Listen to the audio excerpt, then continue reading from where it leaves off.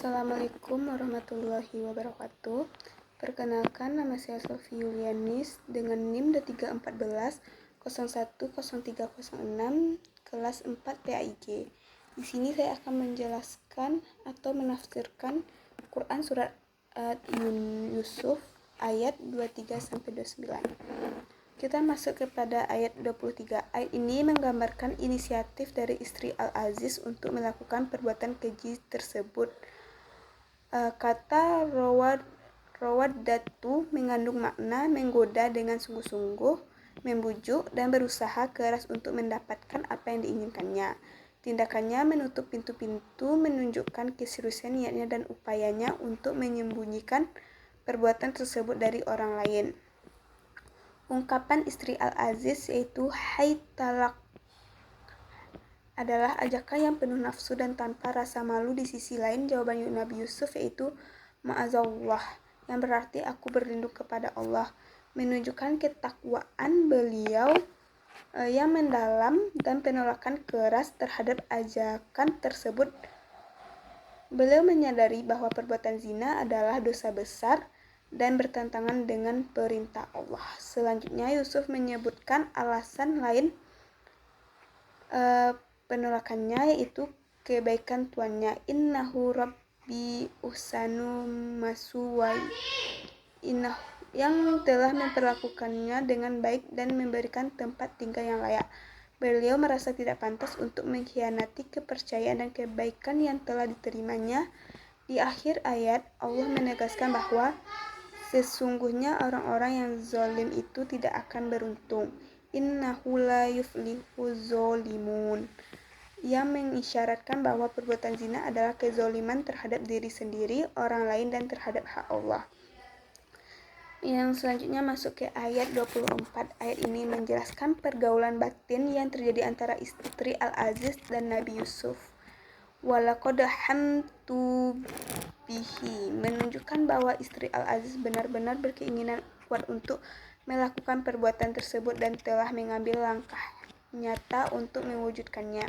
Sementara itu wahum ma biha menimbulkan berbagai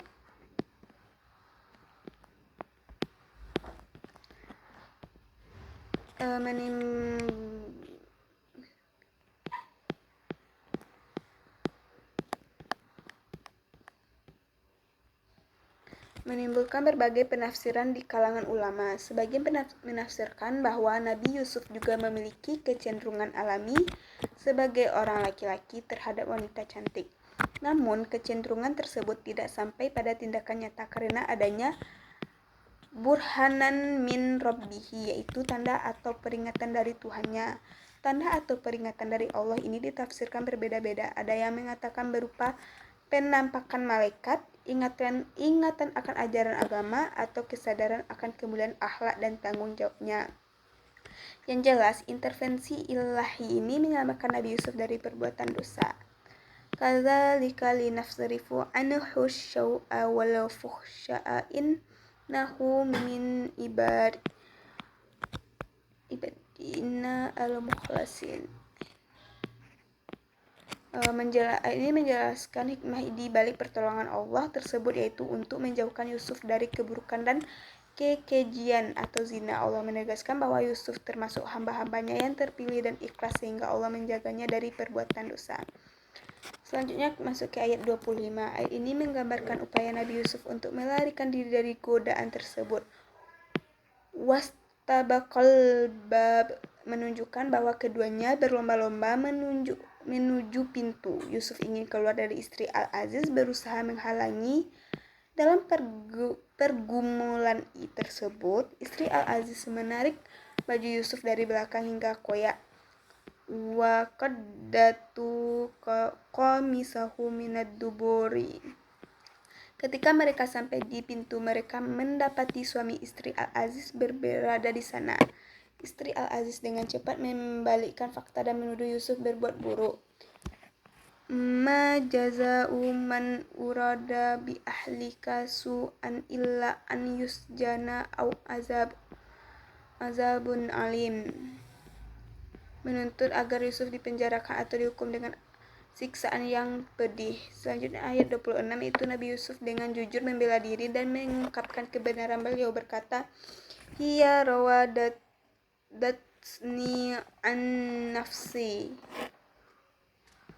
yang berarti dia yang menggodaku untuk menundukkan diriku berbuat zina. Kemudian muncul seorang saksi dari keluarga istri Al-Aziz. Wasyahida syahidum minal ahliha. Kesaksian dari anggota keluarga sendiri ini menunjukkan adanya keadilan dan objektivitas dalam mencari kebenaran. Saksi ini memberikan solusi sederhana untuk mengungkap siapa yang berbohong. Saksi tersebut memberikan kriteria sederhana untuk menentukan siapa yang bersalah berdasarkan kondisi. In kana qamisuhu qudda min qabli fasadaqat wa huwa minal qazibin. Jika baju Yusuf berobek di bagian depan, maka benarlah tuduhan istri Al-Aziz dan Yusuf adalah seorang pembohong. Ini mengindikasikan bahwa Yusuf menyerang istri Al-Aziz terlebih dahulu.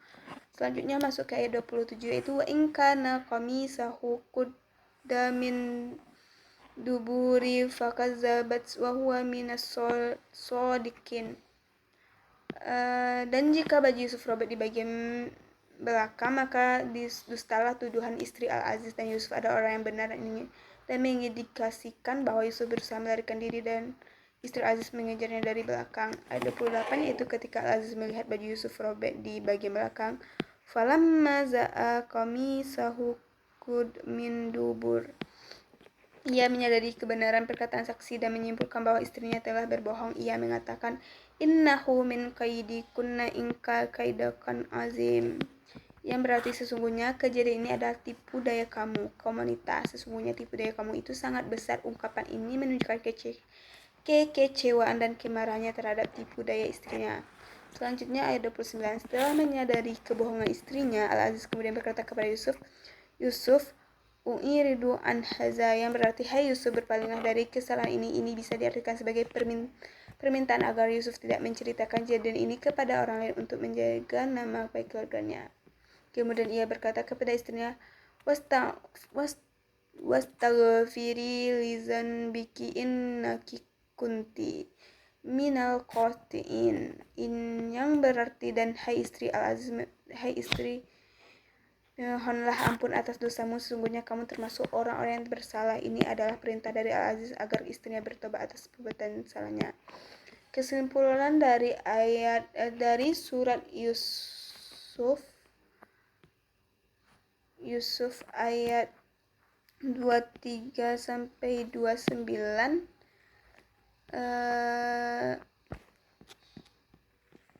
yang pertama, kisah ini mengandung beberapa pelajaran yang dapat. Yang pertama itu ujian keimanan, yang kedua perlindungan Allah bagi hambanya yang ikhlas, yang ketiga yaitu bahaya tipu daya wanita, yang keempat yaitu pentingnya kejujuran dan pembelaan, yang kelima yaitu keadilan dalam menghakimi, yang keenam itu konsekuensi perbuatan dosa, yang ketujuh itu pentingnya tobat, yang ke-8 itu hikmah di balik ujian.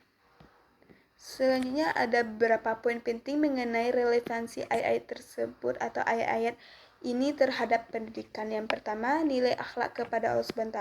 Ayat ini menekankan pentingnya khauf, yaitu rasa takut kepada Allah. Dalam konteks pendidikan ini mengajarkan siswa untuk memiliki kesadaran akan kebesaran dan keadilan Tuhan yang menjadi dasar moral dan spiritual yang kuat dalam kehidupan mereka. Yang selanjutnya itu nilai akhlak kepada diri sendiri. Konsep ifah atau menjaga kehormatan diri juga ditekankan dalam ayat ini. Pendidikan harus menanamkan nilai-nilai yang mendorong individu untuk menjaga diri dari perilaku buruk dan godaan yang merugikan. Hal ini penting untuk membentuk karakter remaja agar mampu menahan diri dari tindakan negatif. Yang terakhir yaitu nilai akhlak kepada orang lain. Ayat-ayat ini juga mengajarkan amanah, yaitu sikap terpercaya dan bertanggung jawab terhadap orang lain. Dalam pendidikan, nilai ini penting untuk membangun hubungan sosial yang sehat dan saling menghormati di antara individu. Sekian yang dapat saya jelaskan dalam surat Yusuf ayat 23 sampai 29. Jika ada salahnya, saya mohon maaf. Saya sudah dengan Assalamualaikum warahmatullahi wabarakatuh.